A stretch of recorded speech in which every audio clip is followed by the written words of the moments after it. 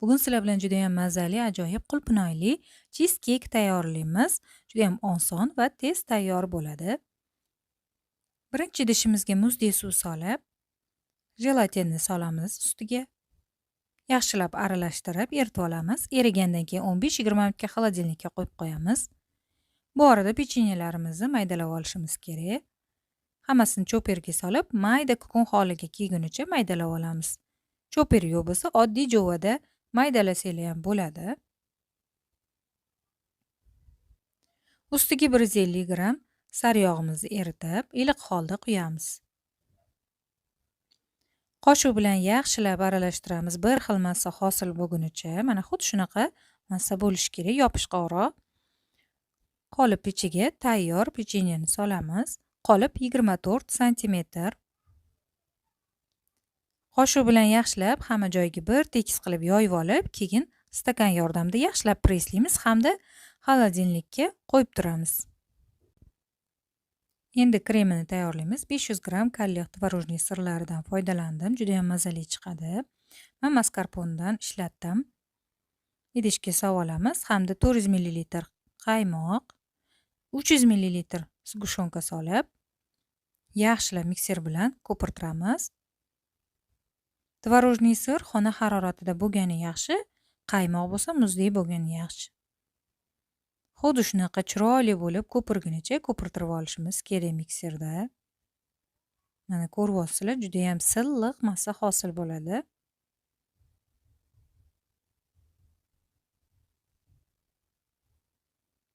Endi boyagi qo'yib qo'ygan jelatinimizni vodinoy banada eritib olamiz. Xuddi shunaqa suyuq holiga kelgandan keyin bir chekkasidan ozgina-ozginadan quyib mikserda aralashtiramiz.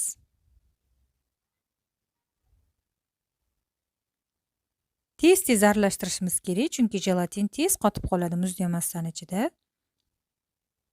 Endi pechenyeni ustiga xuddi shu tayyorlab olgan massamizni tez-tez solamiz. Ustini yaxshilab lopatka yordamida tekislab olamiz. Hamda xolodilnikka 4-5 soatga qo'yib qo'yamiz. Yaxshilab qotishi kerak.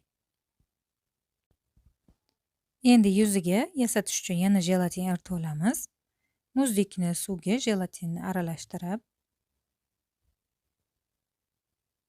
yaxshilab aralashgandan keyin buni ham xolodilnikka 15-20 minutga qo'yib qo'yishimiz kerak. Bu orada qulupnoylarimizni tozalab, yaxshilab to'g'rab tayyor qilib olamiz.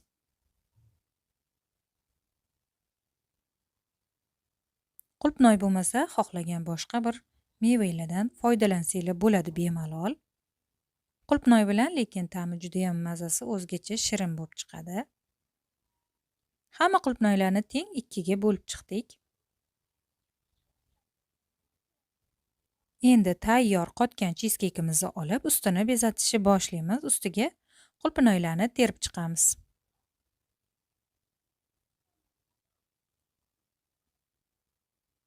Xohlagancha ustini yasatishingiz mumkin. Kim xohishiga qarab. Men xuddi shunaqa gul shaklida terib oldim.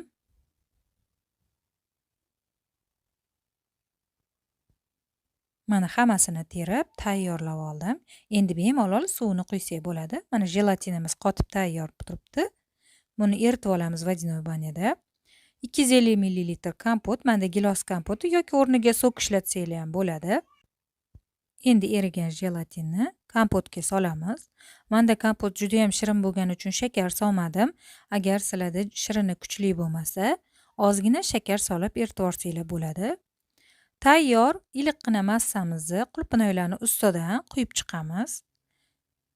Bir tekis qilib hamma qulupnoylarni ustiga tekkizib quyishimiz kerak. Qulupnoylar shunda qurib qolmaydi. Qulupnoylarni quygan suvimiz ko'mib turishi kerak. Endi xolodilnikka 1-2 soatga qo'yib qo'yamiz. Yaxshilab qotib oladi bemalol. Mana cheesecake'imiz tayyor. Chetlarini pichoq bilan sekingina qirib olamiz yoki chetiga quyishdan oldin o'zini pishvoy plyonkalarni qo'ysanglar bemalol yopishmasdan chiqadi. qolipimizni sekingina ehtiyotkorlik bilan ko'chirib olishimiz kerak. Judayam chiroyli, mazali chizkekimiz tayyor. Judayam ishtaha-ochar bo'ladi. Tayyorlab ko'rishingizni tavsiya qilaman, ayniqsa hozir qulupnoy sezonida.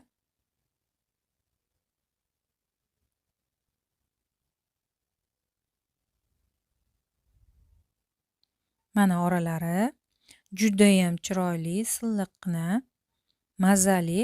Ko'rganingizdek judayam ko'p vaqt ketmaydi, osongina, tez tayyor bo'ladigan chizkeklardan bittasi. Ham ishtaha ochar, ham chiroyli. Albatta tayyorlab ko'rishingizni tavsiya qilaman. Instagram, Telegram kanallarida obuna bo'linglar. Retsept yoqqan bo'lsa, like va kommentariyada fikringizni yozib qoldiringlar. Keyingi videolarda ko'rishguncha sog'-omon bo'linglar.